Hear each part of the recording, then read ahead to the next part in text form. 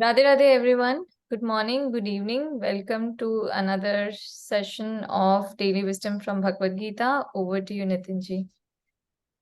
Thank you, Sandhya. Thank you, Vijayji, for a wonderful session, like always. Thank you so much.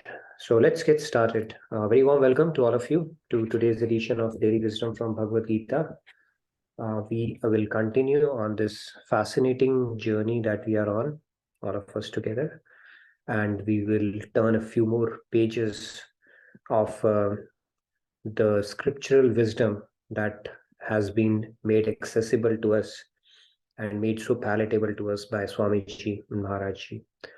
So let's get started. I'm going to share my screen. We'll get started by opening prayers, starting with our opening prayers like we always do. Just give me a sec.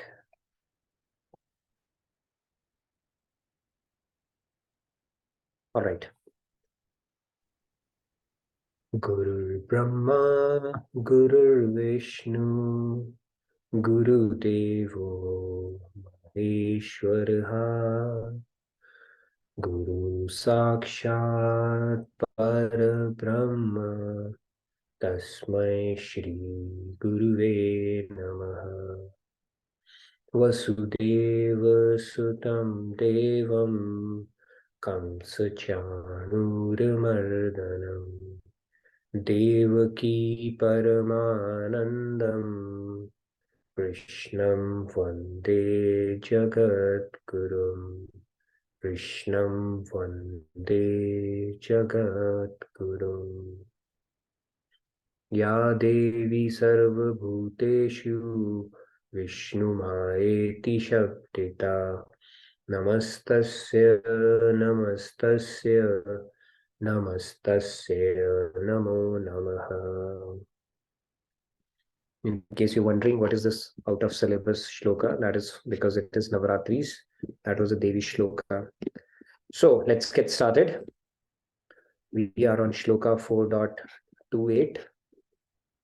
So you're recited, you're welcome to follow along. Dravya yagyastapo yagya yoga yagya tatha pare swadhyaya jnana yagyascha yataya sanchita vrataha. All right. Ji, Radhe Radhe, please go ahead. Radhe, go ahead, Sam. Radhe Radhe. Dravya yagna stapo yagna yoga yagna stadha pare swadhyaya gnana yagnasya yatayah samshita vrataha. Nice. Who's next? Dinesh Ji, Radhe Radhe. Radhe, Dinesh. Radhe Radhe. Dravya yagnastapo yagna yoga yagnastasa yoga yagna tatha pare swadhyaya gnana yagnasya yataya sansita vrata. Very nice. Thank you. Shyam Ji, Radhe Radhe. Radhe Shyamji. Oh, Radhe. yeah. Dravya yagyastha pro yagya yoga yagyastha apare swadhyaya gyad yagyascha yataya sanchita vrataha. Radhe Radhe.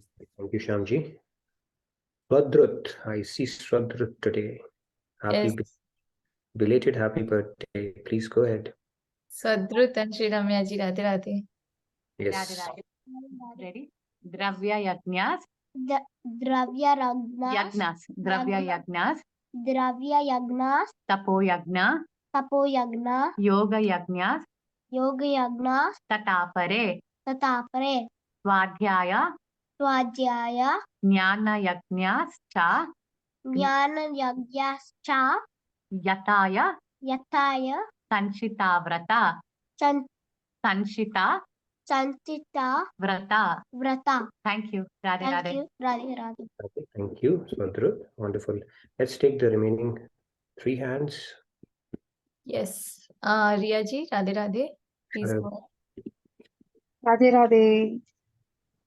Radhe Radhe. Dravya yajna stapo yajna yoga yajna stata pare स्वाध्यायज्ञानयज्ञाश्च यतयः संशितव्रताः. Yes, thank Radhe you. Radhe. Radhe. All Radhe right. ji, Thanks. Radhe Radhe. Abhijit, Radhe. Yeah, Radhe Radhe, thank you.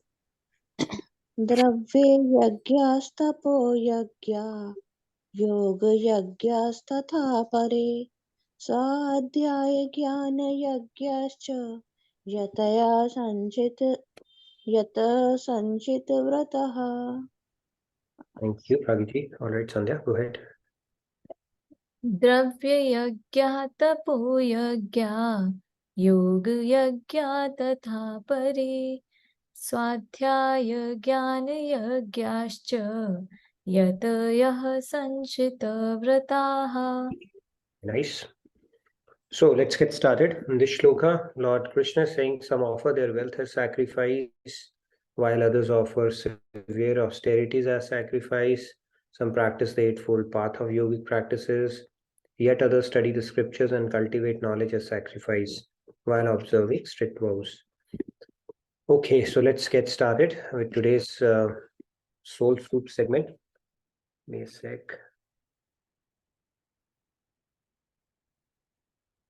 So we are doing a series on Soul Soup segment where you'll get some kind of a nugget every day to reflect upon and get closer to success in life. These are the small mantras, capsules that Swamiji has created. So I'm pulling it up from his books on achieving success in life, having a happy outlook in life and achieve happiness, and of course, fulfillment in our life. So it's not just about going for the thrill, but the fulfillment as well. A lot of things that we go for in life, they give us thrill, just a temporary thrill. Fulfillment is much more deeper and much more everlasting. So today's thing is we must unlearn the art of manufacturing unhappiness. That is the bane a lot of us get stuck with. Okay, so it's a great tool, but that we need to learn or imbibe in our life by consciously tackling it. And we do get into the business. I'll explain how it happens. So when we are filled with, this is the tools, right? Like a factory. Our mind is a factory generating thoughts, about 60,000 thoughts a day. When you are going to feed it with junk, it will get habituated to it. It's like a garden that you are nurturing. When you start growing weeds in it, not growing weeds, but not taking care of weeds, weeds are coming in, then weeds have a tendency to bring more of its own kinds, the brethren, the cousins, more of its own kind. So our mind is a factory, and if we are feeding it complaints, whining, bitterness, envy, and much more other things as well, then it is going to actually lead us to unhappiness. So unhappiness, we say we want to become happy. The simple principle is the unhappier you are, the lower is the quality of your mind, the lesser pure your mind is. The purer our mind is, the more joyful we are. It's a very simple correlation. You want to be happy, purify yourself. You're unhappy, that means the quality of mind is not good. That is why we become anxious and all that stuff. That means there is a direct correlation between a pure mind and a happy mind or a joyful mind, and of course a spiritual mind as well. So I'll tell you a story. So there was a guy who was flying in a plane, and there were two guys that were sitting. So this guy was sitting with his wife. So when the food, we know how the hospitality is when you go in airlines, not talking about US domestic flights, but if you go in international flights, right, you're served a lot of food along the way. So the tea was being served, the cold drinks were being served, the food was being served. So this wife of this guy, she was finding, problem. The tea was not as hot as it was meant to be. The cold drinks were not cold enough. The seats were dirty and so on. So pretty much throughout the flight, she was complaining. So this guy was chatting around. He said, "What do you do?" He said, "I'm an IT engineer and I actually do consulting in IT company. And then he said, then, and what does your wife do? And he said, she's in a manufacturing business. Seemed like a simple housewife. So then what kind of manufacturing does she do? She said she manufactures unhappiness. She's unhappy wherever she goes. So that is basically the business of manufacturing unhappiness where we go, right? So this becomes a mindset. When we are complaining, whining, before we realize, our mind gets habituated to it. So it gets its dopamine kick by venting out, finding problems to every solution. Right? And this is something we need to tend to very carefully if we are serious about our spiritual journey. Because if we don't do that, we are setting ourselves up for disaster in the long run. Not only in this life, but lifetimes to come as well, because this nature of ours is something that will not be rectified automatically by God. It's not like, okay, God, I will bless you, I will grace you, your nature is becoming calm, peaceful, joyful, positive. No. God says you only have to work hard on it.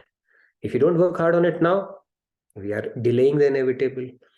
Not only delaying the inevitable, but making it harder for us to climb the pit that we are digging for ourselves. There's anyway a humorous story as well, humorous joke rather. So there's a I think the guy called Kaka Hathirasi. He was a famous Hindi humorous poet. So one day he was crying. And a man comes to him and asks him, why are you crying? He said, you know what, my uncle passed away and left me a fortune of 1 crore rupees. So this guy said, really? Then what is there to cry about? He said, but then my second uncle also passed away and left me a fortune of 2 crore rupees. So he said, I don't understand. Why are you crying? He said, my third uncle also passed away. In his will, he bequeathed 4 crore rupees to me. He said, that is all the more reason for you not to be crying. You are sitting on a fortune now. He said, but I'm very, very unhappy because I do not have any more uncles who will pass away and leave me a fortune. Okay, so that is also a mindset. He's upset about that fact and not really counting on what he's getting, right? So this becomes a mindset that we need to stay away from. And it is also an art, like so many other things in life. And there is a science behind it as well. Science is when you systematically tackle it, that I am going to choose noble, uplifting thoughts consciously, because you can observe your thoughts. We do have an ability to dissociate ourselves with our thoughts and not simply keep on riding whatever our mind keeps on presenting us. Mind will keep on presenting us things that comes naturally to us based on its own quality. But for us, we can take a back seat and say, no, with the knowledge, I'm not going to tend to this thought. I'm going to surf it, but I will choose better thoughts, replace it, substitute it, sublimate it. So this is the key nugget for the day. Now let's move on to our Bhagavad Gita session, what we are going to discuss today.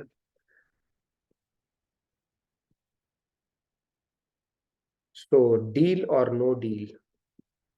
Okay, let's see how many can take this deal. Now the deal is you offer something material and you get something divine back in return. Is there anybody who's not willing to take this deal? If there was one, you can raise your hand. If you're not, you'll have to agree to this. So let's understand this concept then. If it is possible, and if yes, then how?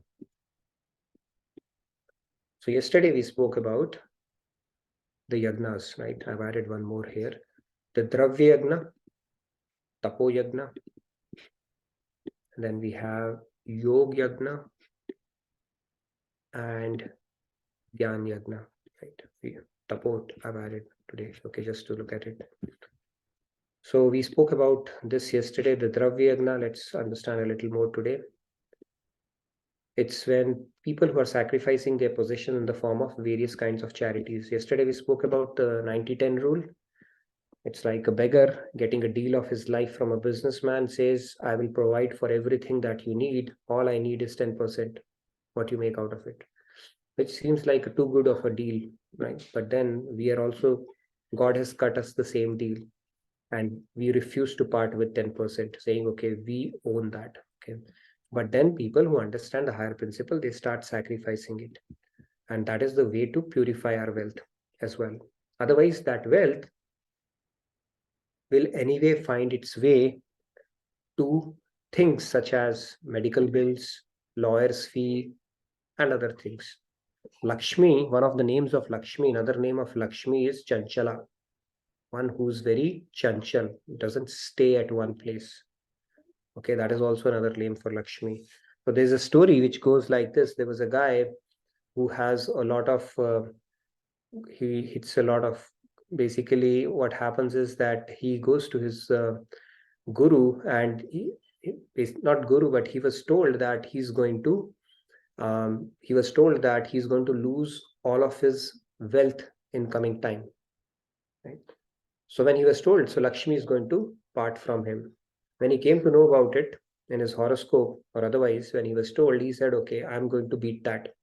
So what he did was he winded up all of his businesses, all of his opulences, converted them into a gold coin, and embedded it in the woods within his house.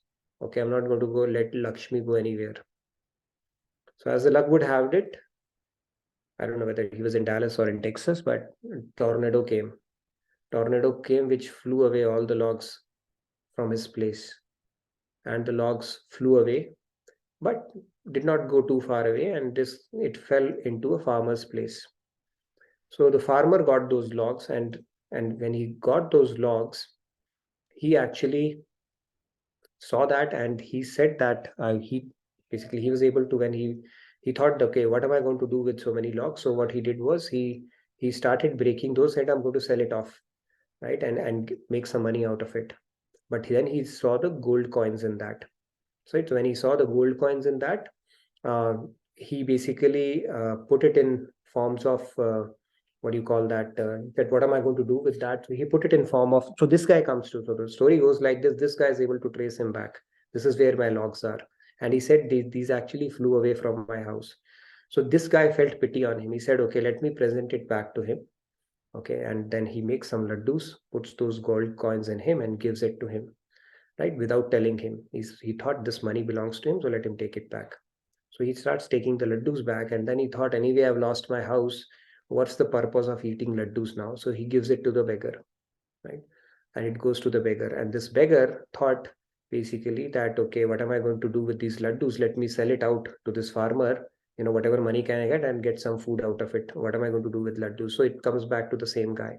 So the point is, money will find its way. It never stays at one place. And one way of ensuring that at least it gets utilized in our life is by purifying it. And purification is when whatever you have legally, rightfully earned, part with 10% of it, make it a rule in life. Lakshmi doesn't stay otherwise. All right. So these are the charitable institutions like Dharamshala, Annakshetra, Tithishala. People just donate it and make all these places. Vidyapeeth, they open schools, hospitals, and stuff like that. Some people offer charity in temples and other places. Sometimes people say, we want to give this furniture to the temple. There are different ways through which people help out and reach out, right? In other countries also, if you look at many hospitals, old age homes, similar charitable foundations, they're meant for distributing food, education, and this. So these charitable activities are called Dravyamaya Yagna, where you are offering the material things that you have, right? That is what we spoke about yesterday. Now, let's talk about the Dravya aspect of it in a way as well, right? When we part with money, typically what should be our mindset, or how does this process typically unfold? So there were two old friends. They were reflecting on their life journey, the reflections of their life journey. Who are these two friends? Let's look at these. Both studied together, and one came to US, got their green card and residency here, and one stayed in India only, right? So as you can see, one is $1, one is a 20 rupee or 1 rupee note. And then there's another category of friends, which is $100 and a 500 rupee. This is post demonetization, okay, not the pre one. So both of them, they were reflecting on their journey because, they were getting decommissioned. What do you call that when the currency is pulled back? So they said, okay, we have had a wonderful life. So they were reflecting on their life's journeys. So first opportunity was taken by the $100 bill. He said, okay, how wonderful my life has been.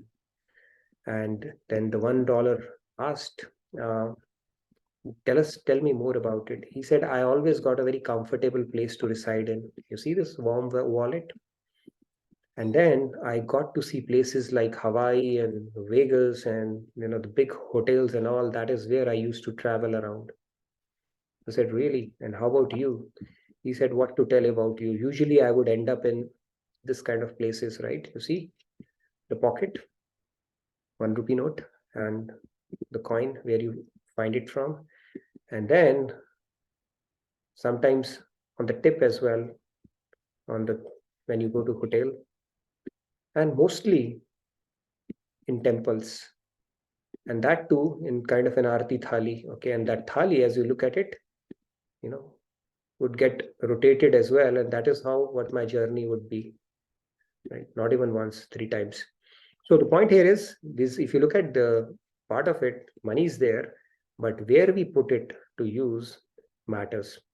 And when we part with money, it has to be, when we do it for the service of God, or even when we are offering it to charitable institutions, when we do it with a spirit that it is a service of God, then actually it matters a lot. That is truly considered a sacrifice. When we offer money just because we want to convert our black money into white, or we are doing it for name and fame, or for that matter, we don't feel the pinch because we want to part away with that rupee note that we didn't care about anyways, then it's not so much of a sacrifice. It's more of a convenience at that point. So dravya sacrifice is truly when you are doing it with a proper understanding that it rightfully belongs to God, and I've been endowed with it, so I should make the most of it. Basically I should utilize it for the service of God, and I should honor the deal that I made with God when I came to this earth. 10% I have to do that to purify it. Otherwise it will find its way anyways. There are very few people whose money gets utilized in proper ways. Otherwise, most of the money, it keeps on getting passed on from generation to generation, or it goes into expenses such as medical bills, lawyers' fees, and things like that. That means if it gets utilized for a good cause, that means your money is actually being taken care of in a proper way. So that itself is a good reflection around it. Now let's move on. There are others too for higher elevation. For the higher planets that they want to go for, right, within the universe. We will talk about it tomorrow, right? We will introduce some concept around it, the higher planets and all that stuff, right? We talk about 7 heavens and stuff like that. So we'll go into really deep, what are those planets and what are the different levels there. We have spoken about it, but we'll do a quick revision around that as well. They also accept many kinds of austerities, such as Chandrayaan and Chaturmasa. They are more rituals, right? About things, right? People, they don't shave for 4 months. We have so many rituals, Karam Kants, that are followed very religiously by a lot of traditions in India every year. And then in certain traditions, they don't eat twice a day, or they don't leave home, and they are called tapomaya yagnas, where you are performing certain austerities. Fasting falls into that category as well, or giving up bad habits as well. That is also an austerity that you're performing. You have created that austerity for yourself. But people sometimes they say, how can I do this austerity? I mean, this is a pretty common point. People say that, how is it possible to give up drinking, that too in Kali Yuga? But then one should remember that we never drank when we were born. It is an acquired thing, acquired habit or a vice that we, bring into our lives, and then we struggle to get rid of it. So with practice, we got addicted to it, and with practice, we can get out of it as well. It's a very simple principle around it. And then when we do that, it is considered an austerity as well, because you are taming and disciplining your senses and not just paying to the whims of our senses as well. So we can program ourselves around that as well. And then we spoke about Ashtanga Yoga, part of it as well. In Patanjali Yoga Sutra, who engage themselves in different kind of mystic yogas, like Patanjali system for merging into the existence of the absolute. Hatha Yoga, Ashtanga Yoga are there, and there are different stages for that, all the way leading up to Samadhi. Okay, so moving on, what we are going to talk more about today is, Gyan Yoga, Yagna also we spoke about. Some people, they engage themselves in the study of different Vedic literatures, Upanishads, Vedanta Sutras, etc. It's Swadhyaya Yagna. See, when you are putting your faith and your time into scriptures, including reading Bhagavad Gita, it is called an intellectual sacrifice. You have so many other things to study, but when you contemplate on this divine knowledge, God is pleased with that effort. And he considers it as an austerity as well, because you are putting faith in his words. And when you implement it, even better. And then he himself provides us the wisdom or that realization wherein we can live that truth as well, what we have studied. So the question today is we are going to pose is, before we proceed further, is what happens when we lead a pious life performing such yagyas? We spoke about all these yagyas, right? Different austerities, gyan and all that. So what happens? Like, for example, the charity or sacrificing of our possessions for the benefit of others, this is also a yajna. Feeding the poor is also a yajna or an austerity or a sacrifice. Are these good enough? Anybody wants to take that? Are these good enough? Yes, Sandhya, go ahead. First, there's a question. Can I quickly read that? Sure. Shalini ji is asking, does Tapo Gyan help us developing our willpower? Tapo Gyan help us develop our willpower. Very true. In fact, all of these austerities help us develop our willpower. Why? Because you are denying your senses. You are going against your natural propensities. It's like going against gravity. It's like swimming against the tide. So whenever you do something, you are definitely increasing the thickness of your prefrontal cortex, which is where the willpower resides.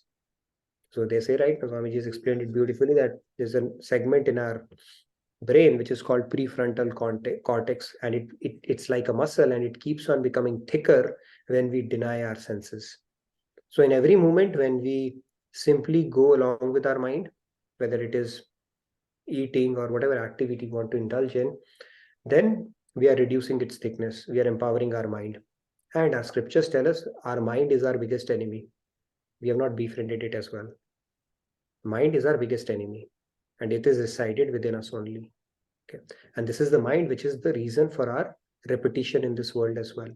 So yes, when we do these tapas or these austerities, we are increasing the thickness of that particular element in our mind, which enables us to exert our willpower more. But even higher than that willpower is called Y power. Y power is where you have contemplated on this thing so much that you are convinced. Then you don't even need your willpower. It is even higher than willpower. Right? When you are sure about something, then you don't need to exert your willpower. You just do it. It's very simple because it makes sense. So Y power, where does Y power come from? Y power comes from contemplation upon spiritual principles and then practicing it. So when it becomes a realization or your wisdom, then it becomes your second nature at that point. So yes, to answer your question, it definitely helps with our willpower. So that's very true. And can I go ahead and provide my Yes, please.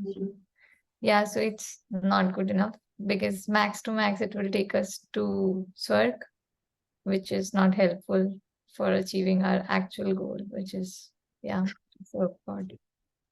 True. I'll come back to that. Right. So we'll touch briefly upon this concept for the benefit of people who might be relatively newer to the sessions. We have spoken multiple times about this. So it's an important concept. Yes, Annapurna ji, go ahead, and then I'll touch upon this. Radhe Radhe, Annapurna ji. Yeah, I just want to say that, it may be enough for that person in material realm, but in spiritual realm, I think no amount of all these sacrifices are enough, I think you need to do more and more. True. I think it's like that, in spiritual realm, you never have to be satisfied that you have done enough. But other things you can be satisfied in material realm. That's what I was about to say. Radhe Radhe. Radhe Radhe. Thank you, Annapurna ji. Yes, so these are noble deeds. One should not shy away from these for sure. But then that is where Bhagavad Gita message goes a little deeper than the message of Bible. Bible ends at be good, become good, right? And then you can go to the 7 heavens. Or Bhagavad Gita says being good is good, but it's not good enough. That will at best take you to the divine, not divine, but higher abodes, which are called celestial abodes or swargas. So until it is good but not good enough. So this is the key message of Bhagavad Gita, because Bhagavad Gita takes you till moksha. It will still not liberate you from the clutches of Maya. It will still not take you beyond the cycle of life and death. You are still playing in that material world only. You may get a luxury life, better life, more comfortable life next lifetime around if you center your life around noble and good deeds, but it is still not liberating. Now, the same deed, same act can be a liberating or a non-binding act if you are doing it as a service to God. But if you are doing it thinking, I am doing something good, you are not relinquishing the doership around it, and you have that ego part of it silently patting yourself, and not bringing God into the mix, that thank you God for giving me this opportunity to be an instrument to help this, then it is still binding. It is not good enough. Okay, this has to be understood. But yes, depending upon the stage of life that you are in, it could be a stepping stone for something higher. That doesn't mean you don't do it. Of course you have to do it. At no stage in life you should give up noble deeds. In fact, it says the austerity, the acquisition of knowledge, charity, these are few of the things you continue to do regardless throughout your life. But Bhagavad Gita says, do inculcate the spirit of doing it as a service to God as well. That is a liberating act. That differentiate a binding act, which is sattvic act, which is a good act, from something which goes beyond goodness as well, which is liberating act. Okay, so that is the key difference. Now let's move on. So what happens when you do these deeds? Let's talk a little bit about this. Okay, I'm not going to get into too detail, but if we act piously, that is good, but not perfect. It is good, but not yet perfect. Okay, what happens then? Then, if you execute, suppose I execute my pious activities, and then due to my pious activities, I will get birth in good family. Okay, you can go to celestial abodes as well, but if you come here, you will get a birth in good family. Srimad Bhagavatam says that very clearly. You may get birth in a good family, high family, that is called Janma. Then Aishwarya, opulence, wealth, Shri, beautiful body, education, to be highly rich, that is also due to previous pious activities. So you're getting the reward for that. But you are still born here only, or you may be born in Swarga or celestial abodes. So if you look at it, sometimes we get our birth in rich family, and due to opulence, we are associated with bad company. Then we begin to act sinfully. That means again degradation. So there is no immunity as such that you get just because you did pious deeds in your previous life. You'll get some favorable situations in your next life to begin with. You'll have a better beginning. You don't have to worry about food, clothing, shelter, and other problems, and Hamas and other and the war-torn regions and stuff like that. You don't have to worry about that. But having a good start does not mean that you will continue to, or you will have some kind of a blanket immunity from the miseries of life. You will still have to conquer that, because you are not immune to bad company. You may get bad negative influence, and you may not play, even though the hand that is dealt to you is a good one, like it's like game of cards. The hand that you are dealt with because of your past merit or pious deeds is good, but if you play badly, you lose. On the other hand, you may be dealt a very bad hand, but if you play good, you will. So this is how it works. So doing pious deeds and all the isms that we associate ourselves with without having God consciousness is good. It will at least ensure that whenever you are born as a human, you get a good start to begin with. You don't have to worry about mundane things, right? You're like born in Somalia, where is the concept of God, right? When you have to worry about where my next meal is going to come from, or born in a war-torn country where you're not even sure that you will wake up next morning or not. So at least those things will be taken care of. But that doesn't mean you have actually you've got a safe passage to divine abode afterwards. You still have to work your way up from that point onwards. Okay, so this is how it works. Now let's get to the real topic that we are going to spend a good amount of time on today. Here is our mind. You see the mind? This is material. This is our material mind. Now, when we get grace from God, this material mind, it becomes divine. Okay. And what happens then is this dirty mind becomes clean.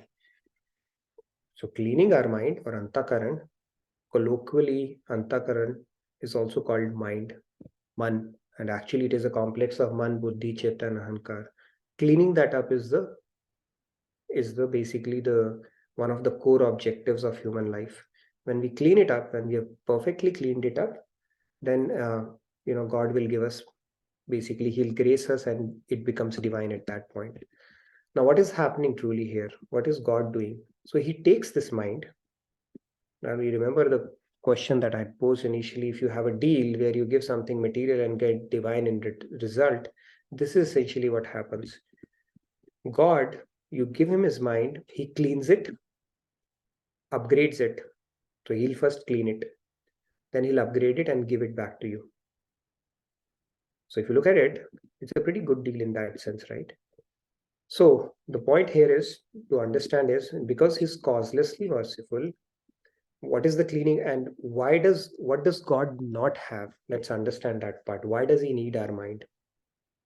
Right? In our scriptures, they mention, right, maybe in a humorous way, that the mind is the only thing basically that God does not have. Why? Because it is stolen away by Radharani. So he needs our mind. But anyway, the only thing that does not belong to God, see, this body and all, what are we going to offer to him? Everything belongs to him. But there is one thing that does not belong to him. That is our mind. And that too, which is a dirty one. So he says, give it to me. I'll clean it for you. I'll upgrade it, make it divine, and give it back to you. Okay. Now, what is this offering of mind to God means? And does it fall into any of the categories that we spoke about, right? We spoke about tap, gyan, and all that stuff. Where does this fit into that? Let's have a bit of a discussion before we get a little deeper into this concept. So you do all the yagyas, you do austerities, you take all the gyan and all that stuff, but it will still not result into this aspect until we offer our mind to God. Right? So all these austerities are fine, but it should finally lead us to this particular state where we are in a state to offer our mind to God. And that's only after that the magic will unfold. Anybody who wants to take this question? Yes, Sandhya. Shalini ji says bhakti. Bhakti, yeah. So offering our mind, what does that mean actually? How can we offer our mind to God? It's like, okay, I'll say, God, here is a garland, I offer my mind to you. What does it actually mean? It's a pretty deep concept if you think about it. Chandruji, Radhe Radhe. Radhe Radhe. Nitinji, I'm reading it from the Bhagavad Gita. It says that sacrifices can take on hundreds of forms, and when they are dedicated to God, they become means of purification of the mind and senses and elevation of the soul. I think that would be an upgrade over there, according to you. Radhe Radhe. When they're offered to God, right? Very true. And then when we start offering it to God, of course, that cleaning process is automatically happening. Thank you, Chandruji, for that. Yes, Tarunji, wanted to add something? And there are comments as well. Komalji says, surrender yourself. And Ganpriyaji also says the same, surrender to God fully to clean it. True. Now let's talk a little bit about that as well. So when we talk about surrender part of it, right? What prevents us from offering our mind to God? There are few things which are impediments on that path. Let's understand what are those things. One is, not one, I mean, there are multiple things, of course. One is our reliance on our friends, family, relatives, right? That is one of the impediments where we have confidence on them that they will take care of us. Then we have on our money, that money is going to be our savior when it's going to rainy day, basically rainy day is going to come, that my money, my insurance and all those things are going to save me, right? This could be another one. What other ashray do we carry? Then we carry ashray on our intellect. I know it all. I'll figure it out. I can wiggle out of any situation on my own. Then our swabal also, our own strength, that I am somebody, I can, manage things on my own. So there are so many things. There are different layers different people have. All of us have, in fact, to varying proportions. But there are so many things that prevent us from surrender and offering our mind to God. Anybody who wants to talk about that? What they think is prevents us basically, or could be an impediment in offering our mind to God. See, the same thing happened with Draupadi also. Yes, Tarunji, go ahead. I'll narrate that example to you as well. It's not so straightforward to offer your mind to God. So all the tools that we've been talking about, including Karam Yoga, is a tilling where we build that consciousness of relying on God only. It's not a unit step function, but these are all tools that will help us get closer to that consciousness. But because we have to leave all the ashray, or all the dependencies, or all the what you call that safety nets that we think we have other than God, because there's technically nothing. Yes, Sarunji, you wanted to talk about something? Again, there are some comments after Tarunji. Radhe Radhe Tarunji. Radhe Radhe. So yeah, I wanted to say on that what stops us is our own ego and our samskars from the past life also. So they play a role that what kind of things comes to our mind and the sanskar we develop in this mind, they also play a role. So yeah, and then our own ego. So these 2-3 things combinedly play a role in going or going towards or going away from bhakti. No, that's a good point. Thank you, Tarunji, for that. What are the different things which basically give us ashray, or give us this false sense of security that, because of it, we are not able to completely rely on God? Let's talk a little bit about that. If we reflect on that, we'll be able to find 2 or 3 for ourselves. Where we have ashrays or dependencies, which we feel is our safety net in this world. Yeah, Ganpriyaji says our faith in our own abilities is the impediment for surrender. Falguni says ego prevents our complete surrender. Lakshmiji says erase I and ego from mind. Prabhat Bhaiya says God is the only relative. He is our everything. Chandruji relying on self-efforts and not truly trusting God will. Right. So let's look at how it unfolds. We see when we are pushed to a corner, right, then at that time, all the ashrays that we have, they manifest. And same thing happened with Draupadi. So when she was being disrobed, so immediately she did not surrender to God. She did not seek help from God. God will not come to her mind immediately. Why? Because we have other ashrays, which are there. The layers of those ashrays, or those dependencies that we have in our mind, or that conviction that our intellect carries that they are my saviors, is there. It came out. So what happened with Draupadi? She first looks at her husband, relatives, right? In that case, she had that ashray that I have my one, the best archer. One of the best archer is my husband, and the best mace wielder, which is Bhima, is my husband. So they are going to do something about it. So that means in her back of her mind, she had that okay, they are my ashrays. I can go to them. They can protect me. They are my saviors. They just hung their heads like this. We cannot do anything about it. After that, did she surrender to God? She did not. What was her second ashray? The remaining set of relatives, the elders in the courtroom. Okay, if not them, then at least they will. She looked at all of them. They also hung their heads that, sorry, we can't do anything about it. After that, did she surrender? No. Then she resorted to her own strength, Swabal Ashray, that I can probably do something about it. And then she clenched her sari in her teeth and held it tightly. But then in front of Dushasan, it was a very meek effort, because he carried the strength of about 100 elephants, although she was also one of the Panchkanyas. And when she realized that nothing that she thought could help you, then she called out God. And immediately his grace intervened. So it took her a while for her also to get to that stage. And similarly, if we are stuck in some kind of a situation, you think we will completely surrender it to God, that God, you are my only savior. Have we built that kind of a conviction in our intellect, is the question we need to reflect upon.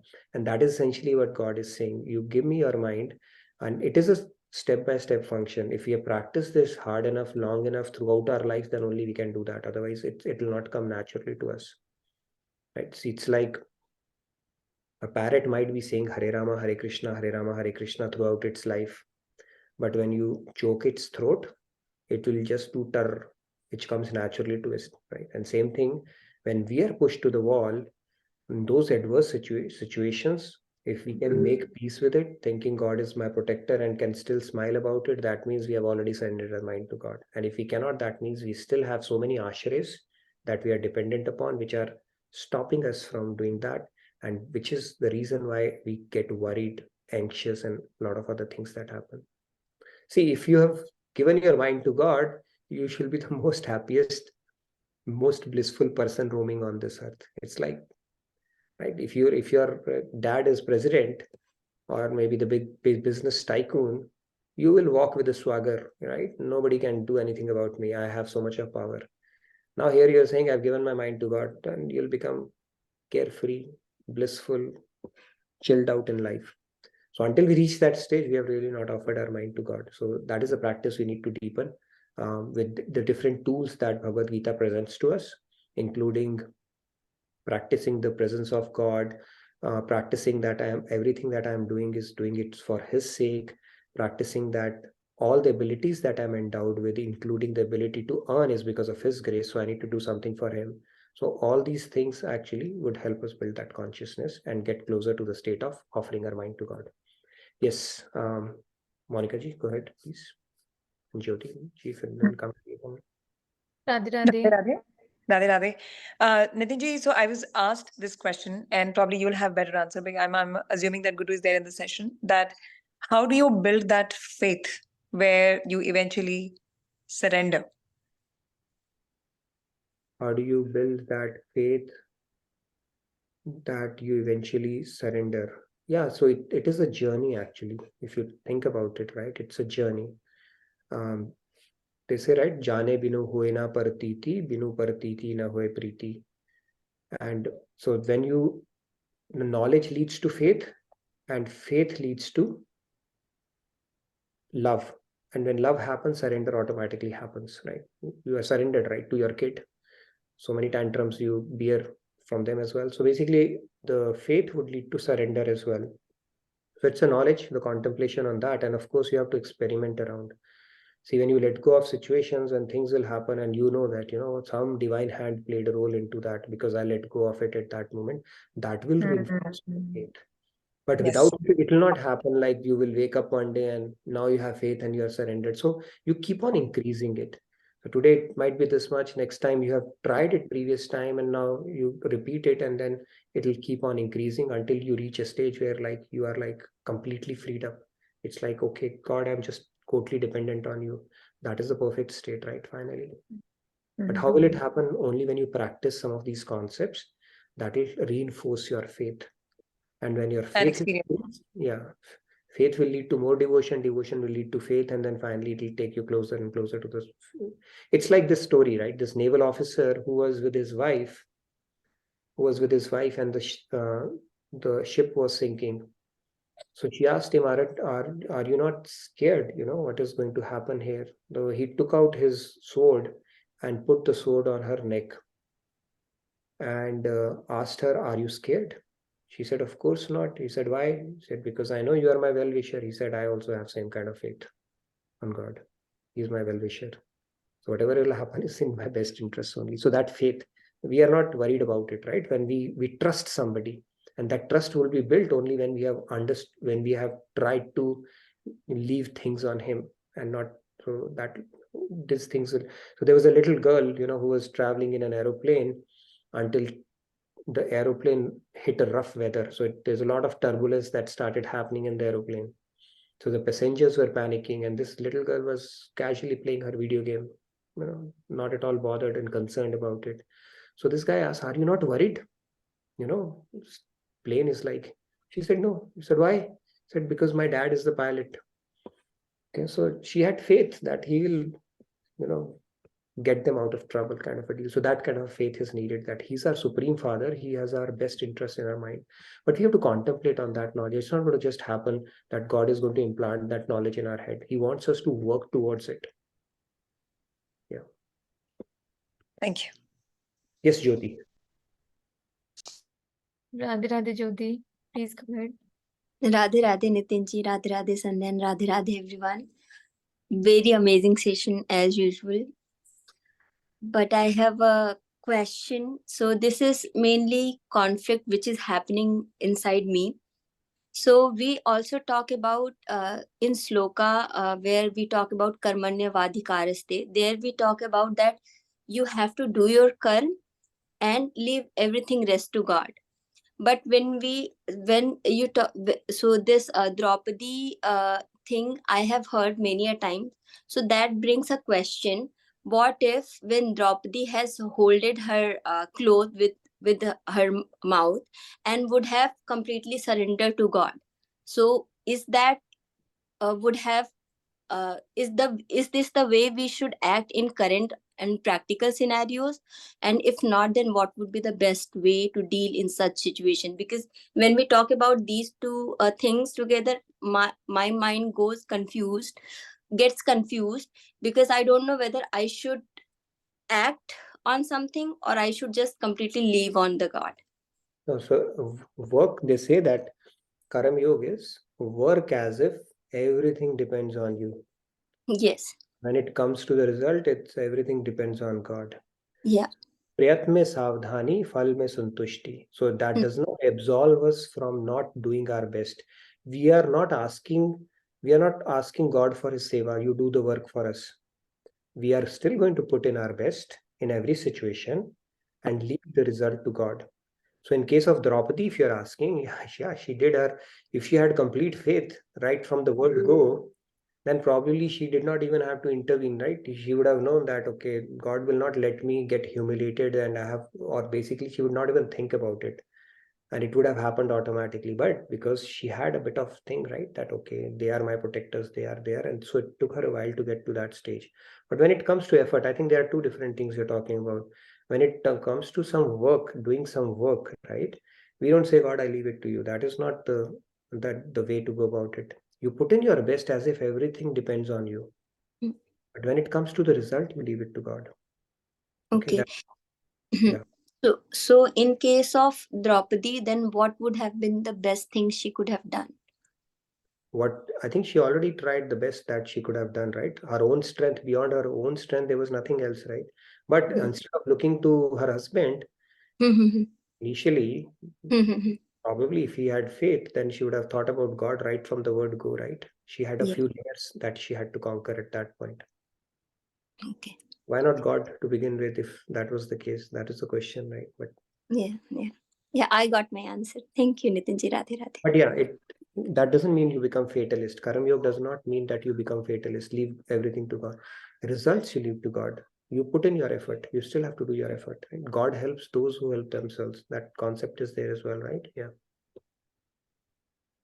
Radhe Radhe. Radhe Radhe. Thank you. Yes, who's next? Let our co-host call it. Chandruji, Radhe Radhe. Radhe Chandruji. Okay. Me? Yes. Oh, sorry. Question, Nitinji, but why God takes so long to help sometimes? Why God takes so long to help sometimes? See, I don't know about that. So the God there, he answers three things. Either he'll say what you are asking for is not right for you, or he's saying what you are asking for is right, but the time is not right, or he will say that, or he may say that, okay, what you're asking for is right, so I might as well give you, right? Or any possibility is there. So we have to trust here. See, there are only two plans. One is what you think is right for you at that moment, right? And the second is, if you have a firm faith that your father has your best interest in his mind, and what he thinks is right for me is trumps what I think is right for me at that moment, right? So we have to trust his judgment on that. It doesn't mean that everything that he gives immediately then only he has helped us. He may give it to you in a package, or maybe he may give it to you after a while, or he may choose not to give you because it might be poison for us. All possibilities are there. It's just that I prayed for something and it did not happen. That means God is not listening to me. That's not the right way of understanding it. Right? It's like sometimes mother denies the kid, even though kid is asking for the toy or something, because mother knows what is in best interest for the kid. If she lets the kid, ask or just basically fulfill all the kid's desires, then kid will never evolve or grow wings at all. So mother knows what is best for us. The same thing is what God does for us as well. So he knows what is best for us, and he always is our well-wisher. He's not purposely putting us down. In fact, he wants to uplift us. He wants to give all that he has to us, and he wants to enjoy our little victories. So leave it to Also, him. maybe to wash our sins of the past lifetimes, that we have brought the karmas, bad karmas with us, and give us a chance to clean it in this lifetime. And that's why he's taking so long. True, and God is a perfect master. Even if it's our karma, right? The way he orchestrates our prarabdha is in such a way that we can come out better and stronger out of it. He's not going to pick up a prarabdha for you which is beyond your ability. It's a handpicked course for you by God in your current life. So that course is designed in such a way, even if your bad prarabdha and all that stuff is coming, it is still designed in a way that you can come out better and stronger. The idea is not to pull you down or stamp that. So we have to have trust around that. Only thing which is in our control is how do we look at that situation. And then the choice is us. Either we remain, it say, right? What is the difference between coal and a diamond? The diamond is a coal which has been able to withstand extreme amount of pressure for an extended amount of time, right? It converted into diamond. So God is not subjecting us to that kind of a pressure, but whatever little he gives us from time to time, or what it's well within our capacity, provided we have a proper spiritual understanding. Nothing is beyond our reach, and at least whatever is given to us in this life. So if we look at it that way, in fact, every opportunity is an opportunity for inner growth. We cannot say our bad sanskars came and our bad prarabdha, and because of which I became even worse than how it used to be. We can actually become better every moment. So, and everything is game on. It's like, okay, whatever God subjects us to, once we understand the bigger picture around it and the tools around it, then what's the need to worry about it? It's okay, whatever is happening, that's fine. I'm not going to let my mind play tricks with me and bring about my downfall because of one situation. So that's how I think one should train their mind to be. Thank you. Radhe Radhe.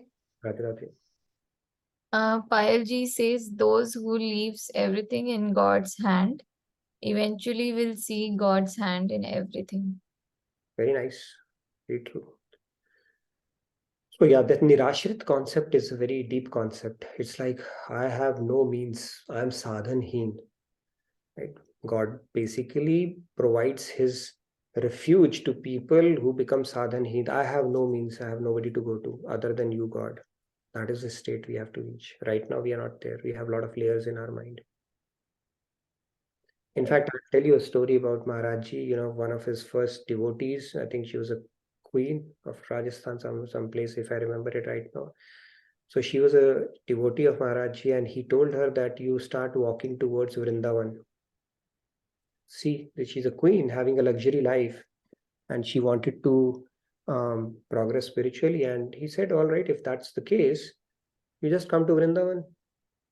But she did. She was like so serious about her spiritual journey. She said, okay, Maharajji has said, so I will. But Maharajji had given her instruction. He said, you bring 2 jodi clothes, just 2 pairs of saris along with you, and 2 gold coins. Those days, currency used to be gold coins. Just bring 2 gold coins and 2 jodi of saris along the way, because you would need it along the way, right? It's a bit of a journey from all the way from Rajasthan. People used to walk all the way to Vrindavan there.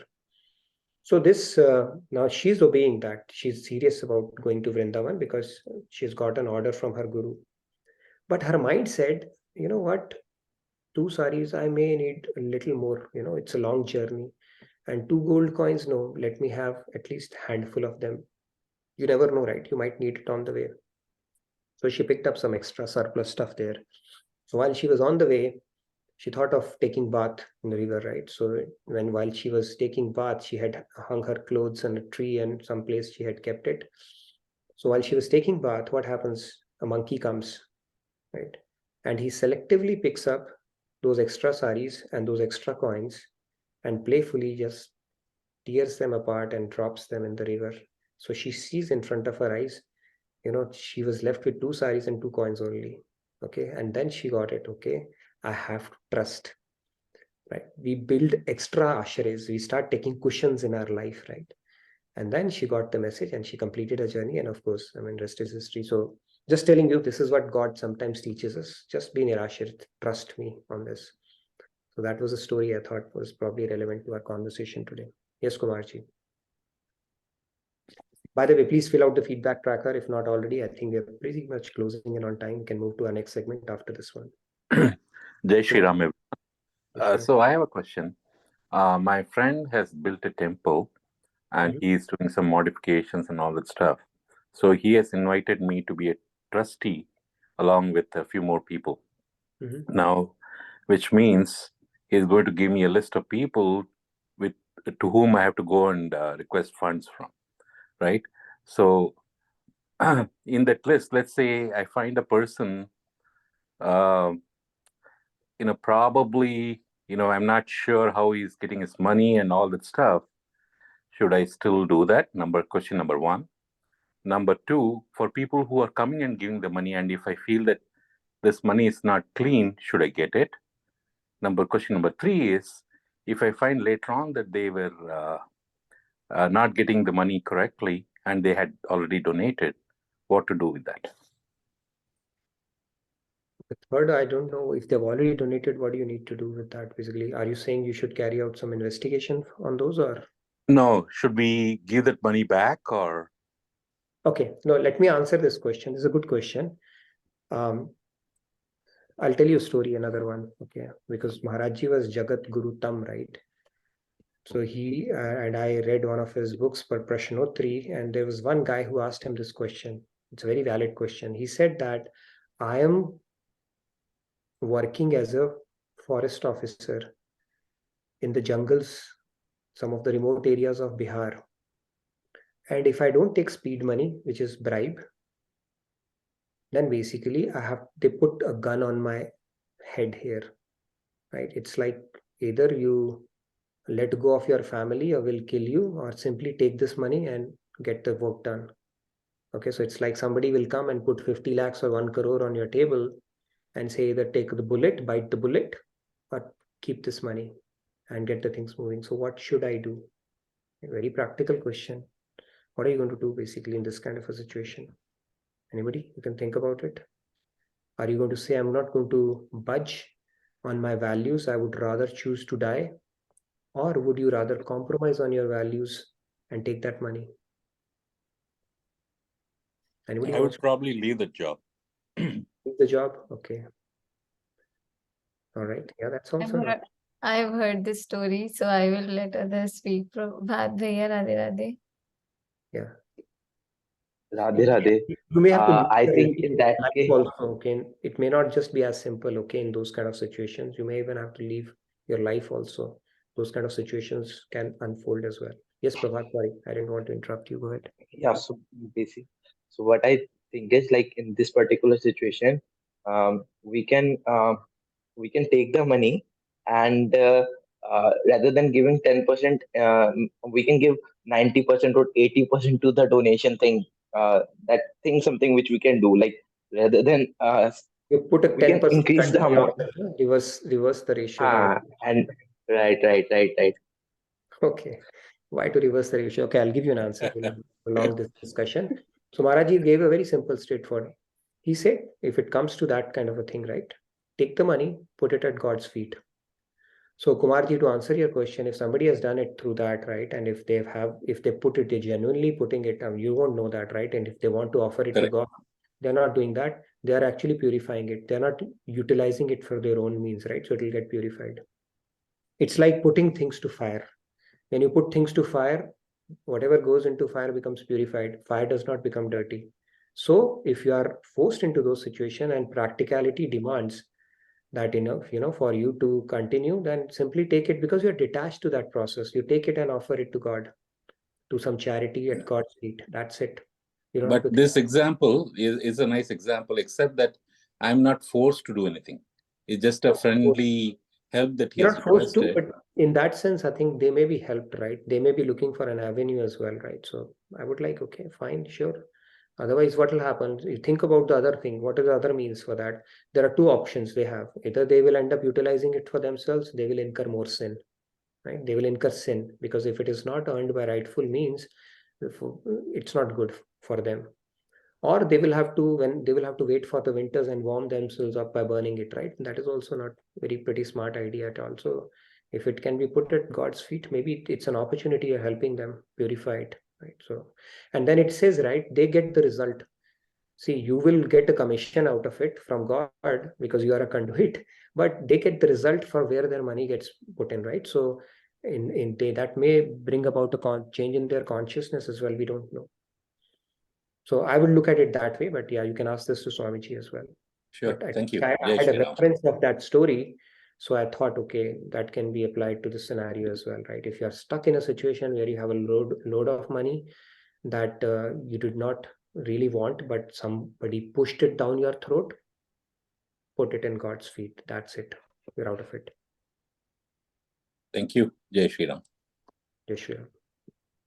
There are a couple of entries for devotional segment, and before that, I'll just quickly make announcements. Sure. And that money, by the way, bundles of money were put in temples when demonetization happened. That is not the right way of doing that, right? Because they became worthless at that point.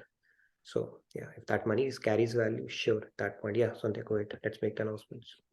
Yes, so happy Navratri. Navratri celebrations are going on in the temple. So people who are local do attend them, like make use of the free Garba Dandiya events, which are really fun, and there is puja as well.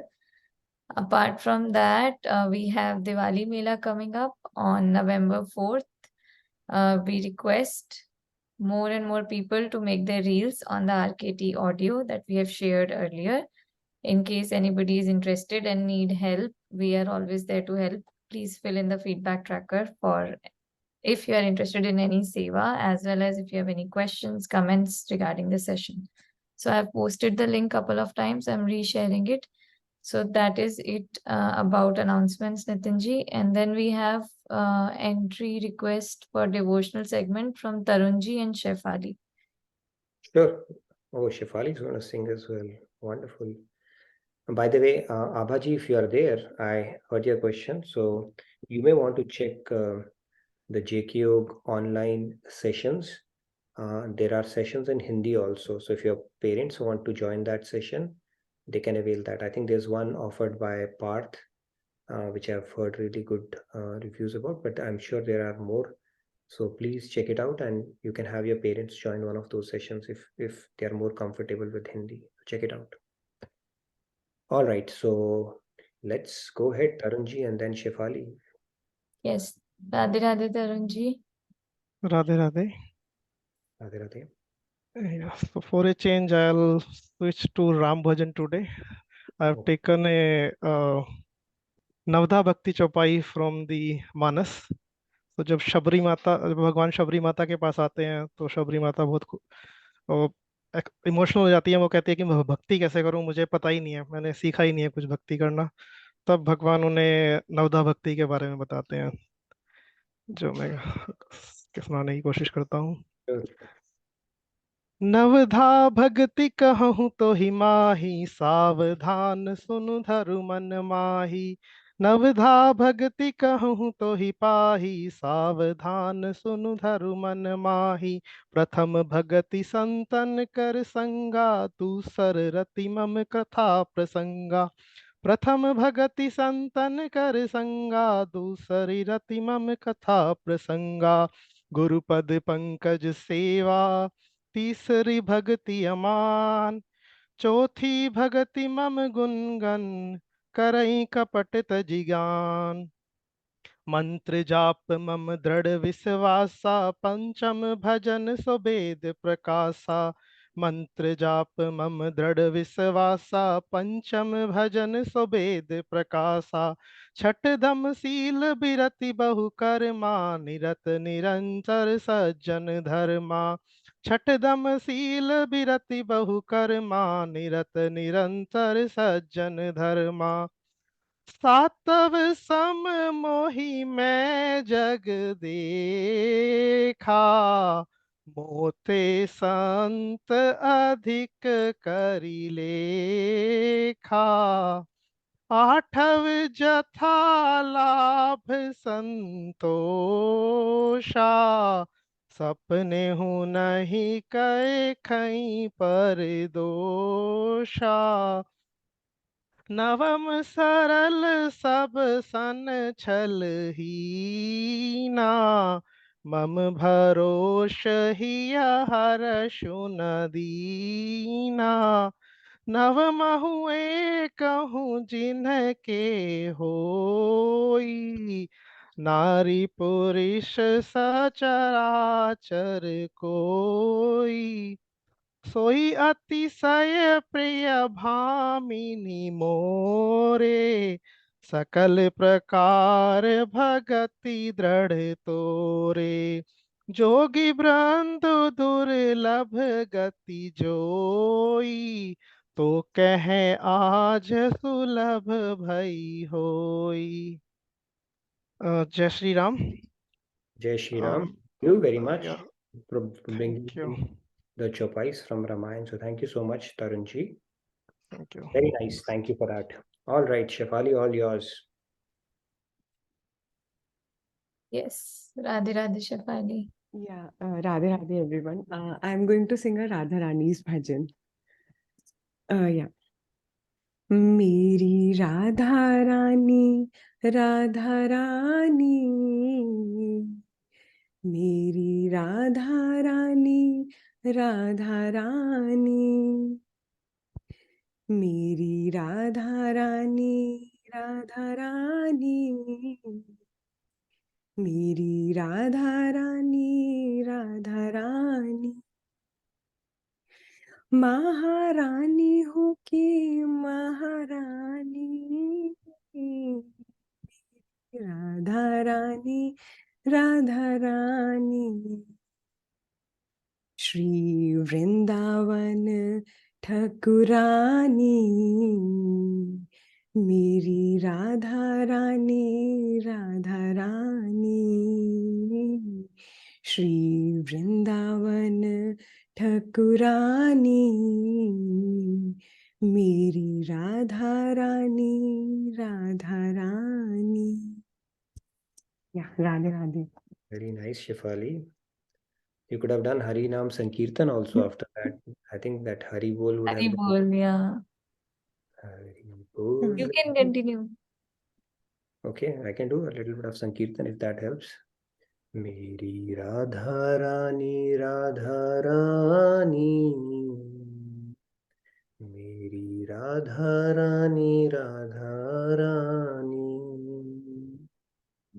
Hari बोल, हरि बोल, हरि बोल, हरि बोल, हरि बोल, हरि बोल, हरि बोल, हरि बोल, हरि बोल, हरि बोल, हरि बोल, हरि बोल।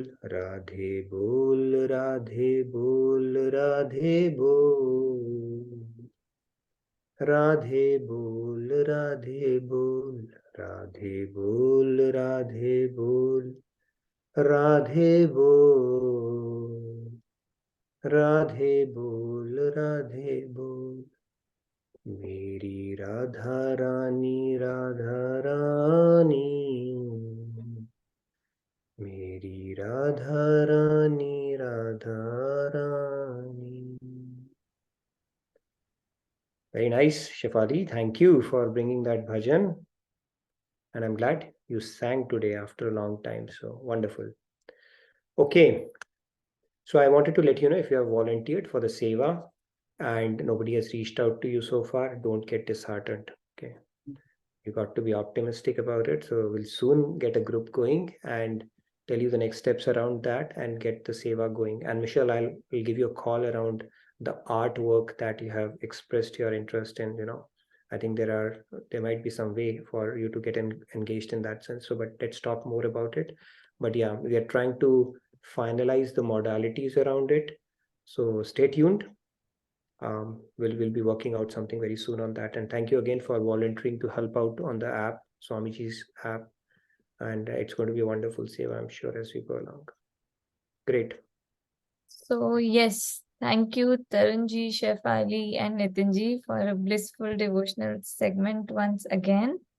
Thank you everybody for your wonderful engagement and participation. Look forward to seeing you tomorrow. Radhe Radhe. Have a good day and good night. Thank you, Radhe Radhe. And if you're in Dallas, stay warm. It's getting cold. Radhe Radhe. It's getting good night, good day. Radhe Radhe. Thank you, everyone.